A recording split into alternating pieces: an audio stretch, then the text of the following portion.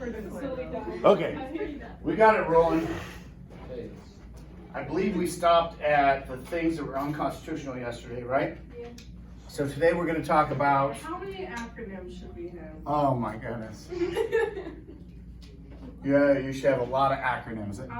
I'd like to apologize. There's 5 of them. But there's no way of getting around it because the New Deal and the second New Deal is full of acronyms. I only have 4. And every one of them is going to be on the test. You want my notes? So your notes are very important. NIR. Very important. And it is the 7th today, Friday. Yes, we're lecturing on a Friday. And it will be the second New Deal. Why are so many people gone? Basketball's gone, and they're setting up wrestling mats. Cooper's gone, and he better be watching this. I feel like you just put on a show. You can't see you. Take a picture. I tried. I don't think they can see you. Yes, they can. Well, they can hear me. Hi. No, I can see you. Yeah, that's Okay. why I totally think, oh, yeah. Yes, they So can. what two Barely. programs were considered unconstitutional from the Supreme Courts from the first New Deal? JAA and the NIRA. The AAA, which is I didn't get that down. You never wrote that down on the board. Yes, he did. Oh, well then I didn't get it. what is it? Right. So Oh, it yeah. was Agricultural Adjustment Act, and there was a tax on the processors that they would give back to the farmers. Sounds like a really good deal to me. They said it was unconstitutional. The next one was the NIRA. NIRA, National Industrial Relations Administration. Oh, I was gonna say association. It starts with an A, it's probably all good. I'm not saying I don't, I make mistakes all the time. Now, these ones were struck down by the Supreme Court. Why did the Supreme Court really strike them down? Because the president and the administration that pushed these through were Democratic, and the Supreme Court was filled with very conservative people, and they didn't like these. But the NIRA basically set codes for businesses within a state, which is kind of against the Constitution because of separation of power between federal and state. Unless the business travels between states, then it's the federal guidelines that cover it. But if a business is just in a state, they can't govern that business because that's state regulation. So they found that one unconstitutional. So like Harry's would be like in the state, and Pizza Hut would be like. Exactly. And so then Pizza Hut would have different rules coming from the federal government compared to Harry's is just the state laws. Or McDonald's. Or McDonald's, right. Or Subway. That's a very good example. Or Subway. Now, Roosevelt was so upset with this that he wanted to change something, so the laws started going his way. So what does he want to do? He proposed a law to increase the judges in the Supreme Court. Has this happened before? Yes. Yes, John Adams, right? He increased it from 8 to 16. He was criticized because he packed the courts with people he wanted, right? Some of them are midnight judges. Some of them didn't get in because they didn't deliver the papers. That was all that hubbub. Well, he started proposing this and people started criticizing him all over the place because they were saying, you're trying to pack the courts, and that's a bad thing. So that you get the rights, Who is You know. trying to pack the court? FDR, the president. Now, why doesn't he just fire some judges? Because they have to live forever. What's the term of a Supreme Court judge? Their life. Life term unless they resign. And so the president can appoint them, but he can't fire them. You know, definitely one of those things that we should not allow presidents to do. Hire and go fire. Yeah, I'm pretty sure if the president had a right to fire people, that'd be, I mean, like in the Supreme Court, that'd be bad because Trump probably would fire anybody that he didn't like. Plus, he had that reality show, You're Fired. What was that called? The Executive? I don't know. Trump man. Trump man real life.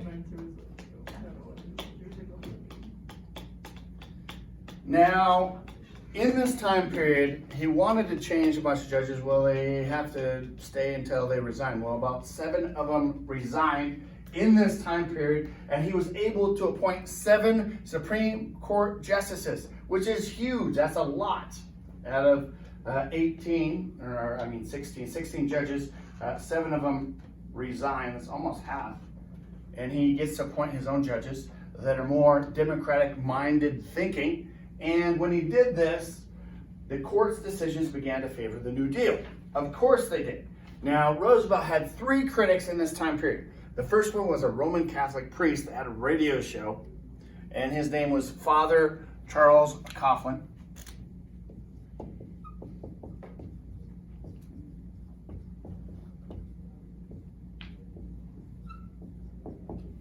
Father Charles Coughlin.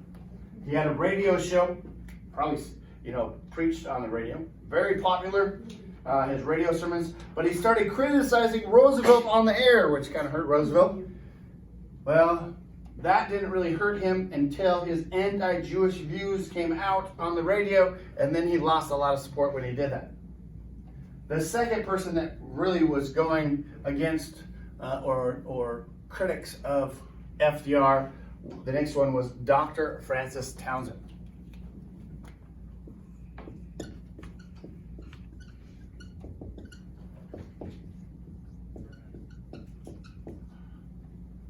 Dr. Francis Townsend had an idea. He proposed what is called a pension plan for the elderlies. Do we have anything like that today? What's it called? Retirement. Yeah. It's called Social Security. Do you have that? Yeah. How old do you have to be to get Social Security? 65, and you get Social Security. So when you're 16 and you get that McDonald's job and you get your first paycheck and you say, what the hell is I paid into Social Security? Why? That's not fair. That was my $10. So when you pay in, you start paying in as soon as you have jobs. Yeah, it's money you earn, right? You'll get it back when you're 65. So now you have a reason to live till you're 65. What if I didn't They also take out federal taxes and different things. A lot of times if you do your taxes, you get those back, right? But Social Security is one of those things. Hi. Did you see I installed your printers? No. Thank you. They're You're installed. awesome. I only had like 2 printers before. Give him a high Well, five. you now have the lobby and the office. Thank you. You're You're welcome. awesome. The office even. Well, that's what you asked for. You asked for the lobby and the office copier. Okay. Thank you. Yep. Have a nice day. Yep. You didn't even give him a high five. Well, you got it. Did he hold up us? No, but you could have gave him one. I never asked for it. Yeah, but it's pretty cool. Okay, so Dr. Francis Townsend proposed this pension plan, and FDR later on goes, that's a really good idea, I'm gonna take that, so he does. But the next guy, one of the most serious challengers to FDR was a senator from Louisiana, senator from Louisiana, and this senator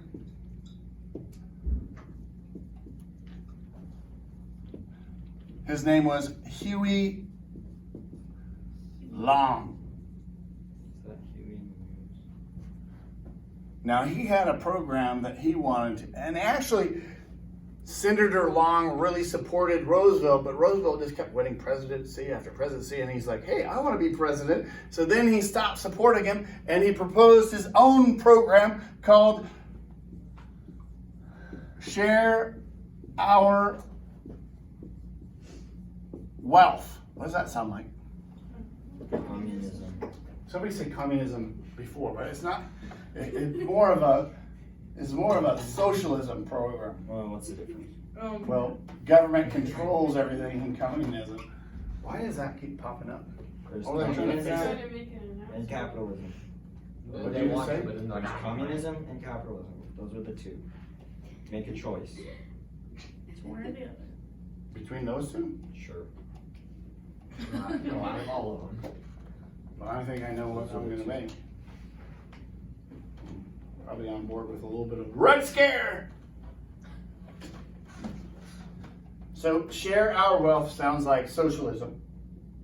And at the height of his popularity, super popular, somebody did not want to share their wealth, and so they assassinated Huey Long in 1935. Obviously, they didn't think it was a good idea to share what they had. Now we move into what it is now, the Second New Deal. And so the economy improved in the first 2 years of Roosevelt's presidency, but not a lot. So why was he such a popular president? Well, the New Deal was super popular because he got on the radio and explained the programs, and he was trying to help the people with jobs and different things. And he told them what was going on, and he needed their support, and they gave it to him. So in the midterm election in 1934, more Democrats won more seats in the House and the Senate, a bigger majority in the midterm elections. This is when FDR says things are going better than they were, but not a lot better. So he launched his second wave of reforms called the Second New Deal right now. This is also the first time that the FDR's wife and the president's wife is called what? What do you call the president's wife? First lady. The First Lady. This is like one of the first times the First Lady actually steps out and takes like a political role as the First Lady. You know, now where it's like Michelle Obama's programs was what? What was she trying to help? Healthier food. Did it work? No. Worst thing is school food. It's like they threw out all the good stuff and then just put all the bad stuff in the food, and it tastes like, never mind. This is my big.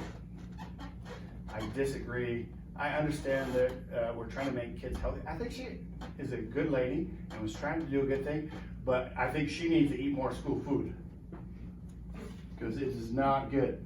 If you can make it healthier and fresher and better, yeah, but not what we have. And I don't blame the lunch ladies because they're just trying to stay within regulations, but that is not working. They don't make the food. The lunch ladies don't. It just magically appears. No, they They just dry it heat it up up. and then lunch ladies just serve it. Some of the ladies work over there before they come over here, though. Yeah. Oh. Yeah, but I'm saying it's not their fault. Yeah. Now, her name was Eleanor Roosevelt, and so she traveled around the country. She reported back to the president on the suffering and the poor of the people of the United States. She also spoke up for women and minorities in this time period. So she's one of those first ladies that actually she took a political role as the president's wife. And she's one of the first ones that started doing that, and then it just caught on. And so, what is the funniest thing? What is Trump's wife? What is her program? It's bullying. It's bullying. And I just don't understand how a president can get away with what he says. So have you noticed he nicknames every one of his opponents? Did you see this yesterday? Yes. Crazy. You know, Pocahontas. Yeah. I mean, he also said if his daughter wasn't his daughter, he'd hit her, but. That's just not right. No. He said if his daughter wasn't like his daughter, he would date her. That's You not don't right. sign this little boy's hat and like threw it into the crowd. Like sign this little boy's hat and was like, "Can you sign this, Mr. Trump?" He signed it and threw it into the crowd. Like that's so mean. That's so mean. I can't help that hat. I think that. Okay. So the 1936 election, FDR was doing really good, and so he won the victory overwhelmingly. The Democrats and the New Deal were, just very popular at the time. It also marked the first time that a majority of African Americans voted Democratic. So what did they vote before Democratic, and why? Republican. Why did they vote Republican? After the Civil War, what was the Republican Party really pushing? to free the slaves, to give the slaves the right to vote, citizenship. They were the party that the African Americans were, supporting. And in the 1930s, the African Americans believed that the Republican Party just wasn't helping them as much as the Democratic Party, and they made a big, huge switch. And this is the first time that a majority voted Democratic. And this is only, I guess this is only my own opinion, but I think the majority of African Americans still vote Democratic. Also, for the first time, labor unions supported one candidate. In a period of very bad times, they supported FDR. A lot of times, the unions were split. Okay? Now, the AAA was struck down, so now Congress wants us to help the farmers. And so Congress passed new laws to replace the first AAA. We're going to call it the second AAA, and there was no tax that made it unconstitutional. They just took that out. Now, one of the programs of the second AAA paid farmers to use soil conservation measurements to manage their land. So what are some of these soil major conservation practices? Anybody know? Like fertilizer. Anybody? So when you're driving past a lot of farms, you see some things. So, or if you're in an airplane, you really see it because it's like nothing, farm, nothing, farm, and it's like huge strips. It's called strip farming. And so they plant in long strips wheat, nothing, wheat, nothing. So when the wind blows, the topsoil can only go as far as the next little crop. So that's called strip farming. Another thing is called crop rotation. So one year they grow wheat. The next year they grow soybeans. The next year they grow corn. What does that do to the soil? Keeps the minerals up. Keeps the minerals up. So one thing wheat takes out, soybeans puts back in. Yes. And so then we can grow every year. Because if you just grow the same thing every year, what happens to the soil? Minerals. Depleted, right? They also have like one year they'll plant something and then the next year they won't plant anything at all in a whole crop and just give it a year off and work it up. It's called summer fallow and then they just leave it. So that second AAA was teaching farmers how to keep their land productive and the topsoil there so it didn't blow to the East Coast, right? Now, other things that the second AAA did was it created laws that helped sharecroppers and tenant farmers. It provided loans to help farmers buy land. And it also helped, new laws helped migrant workers get better housing. So in this time of the dirty 30s, Oklahoma was really bad and it was a huge drought. And a lot of the people that lived on farms packed everything up and they moved to California and worked as migrant workers. They were called Okies. And so that's kind of a huge thing. Now, the second New Deal has a lot of great things that happened. And so one of the new agencies was called the WPA.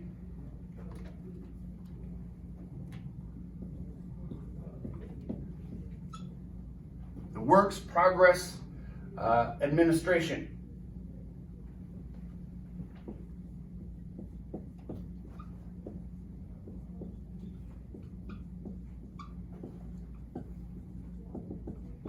Works Progress Administration. They provided millions of workers jobs to build airports, roads, libraries, schools, hospitals, things communities really needed.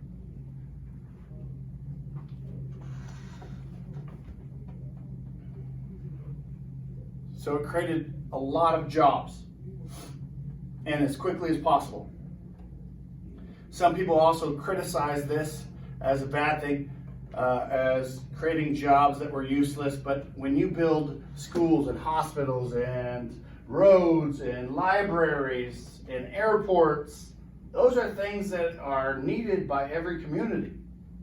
And so that was huge. Yes. It also gave working people a sense of hope and dignity along with a paycheck, and that is what they needed in the 30s. The WPA also helped employ like teachers, writers, artists, actors, musicians, and women, as well as minorities and young. And one of the things when I talk about young from the WPA, they create their own administration called the NYA. I knew I was. National Youth Administration.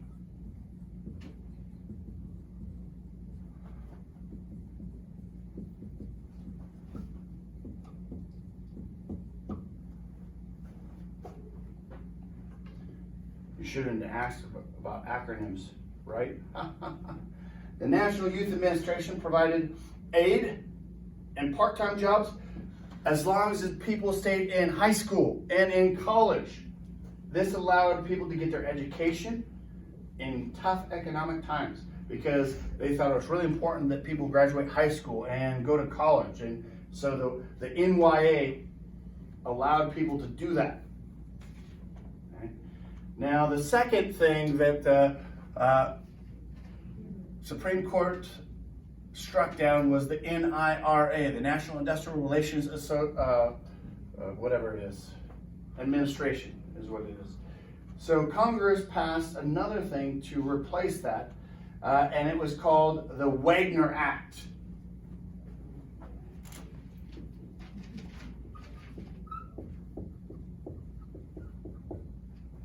And the Wagner Act set up the NLRB.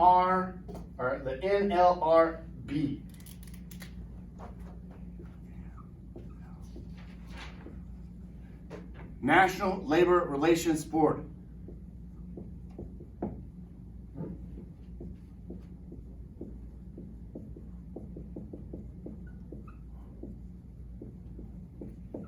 National Labor Relations Board. So basically, this set codes for industries, kind of like the NIRA did. The Wagner Act took its place, and it took out the things that made it unconstitutional. Okay? So the Wagner Act supported workers' right to collective bargaining. What's another word for collective bargaining?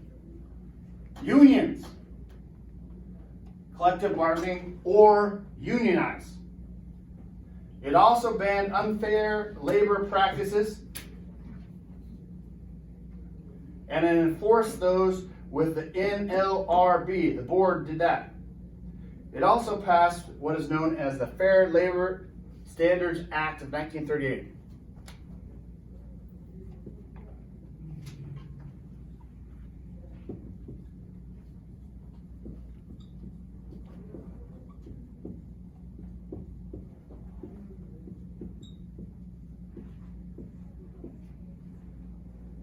So the Fair Labor Standards Act did a couple different things. Number one, it set a minimum wage for the first time ever.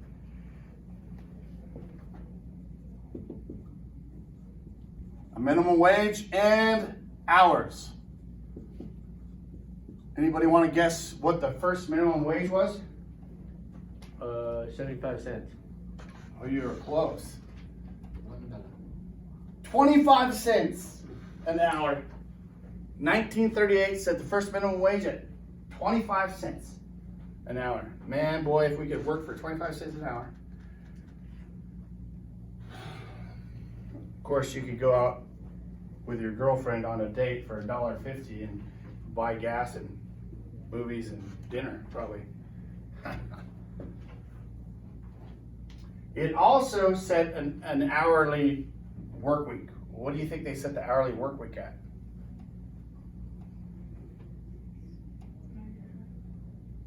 44 hours a week. That was the number of hours they could work a week. 44. I'm not sure where they get 44 because what's a standard work week now? 40. So I'm not sure what they were thinking. You know, on our 40-hour work week, it's what? 8, 40 hours. And then overtime. And then overtime.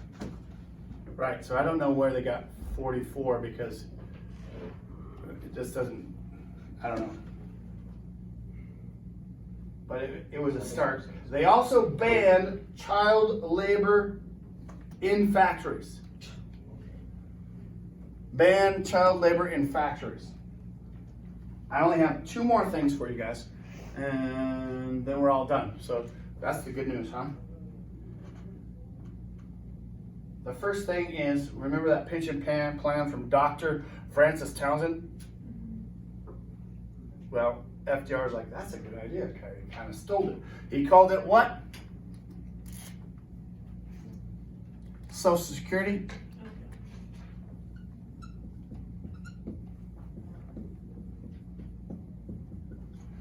Everybody knew it was a pension plan for the elderly, right? 65, you get a little bit of your payback until you die, right? So, a pension for elderly and old age health care, like a supplemental plan. Or old age insurance is what insurance. It's like you have to have your other insurance plan, but then it's just like a secondary in case it doesn't pay it up. It's to help pay for any kind of medical expenses, different things. So a pension plan and old age insurance. The second one was unemployment compensation.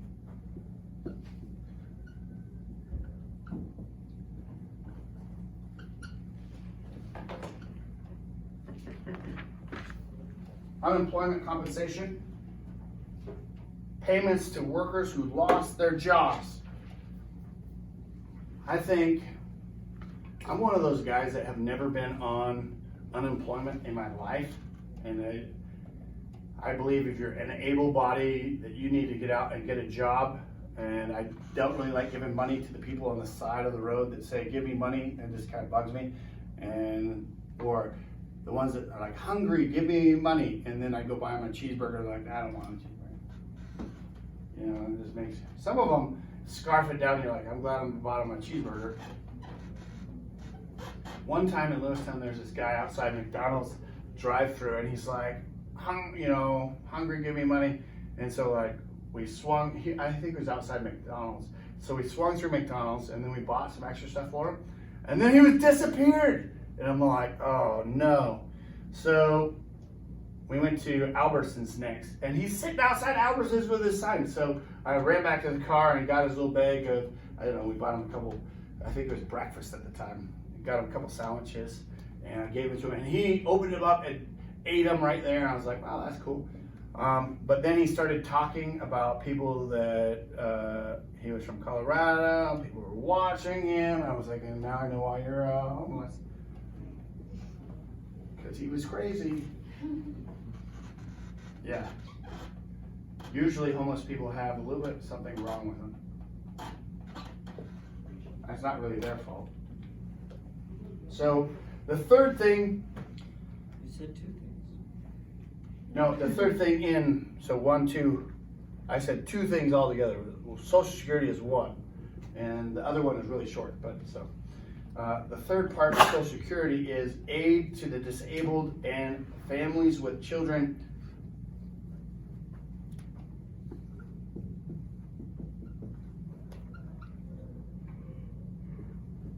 So this is like 1C.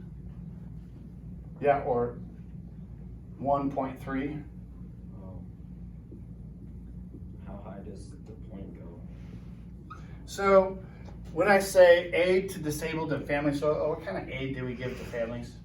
maybe they have a lot of children and they can't make enough money. Food stamps, or a young mom that just had a baby, they can go in and get this program called WIC. It gives them like milk and formula and cereals certain and foods beans. and stuff like that. Yeah. I think some of this is really good. But I also think like unemployment, if you're always unemployed, that's not a good thing. And I think people abuse some of these things. And I don't like that, but I think these things are for people that are down and out and have a little tough luck, but they're gonna get on their feet and work eventually, if they can. You're just stretching, weren't you? Yeah. The last thing, and we're done, is called the REA. Does anybody know what the REA is? An abbreviation. It's called Fergus Electric now. But if you have old parents or grandparents and they talk about the REA, even if they're talking about Fergus Electric or whatever, it is a program that electrified the rural areas. It's called Rural Electrification Administration. Rural Electrification Administration. Put electricity to all the rural areas. Gave electricity to everybody. That's kind of huge. Rural Electrification Administration.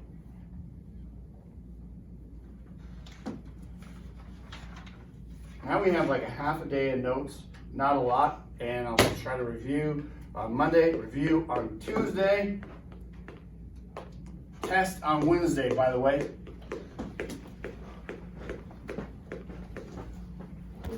Notes will be due probably Monday.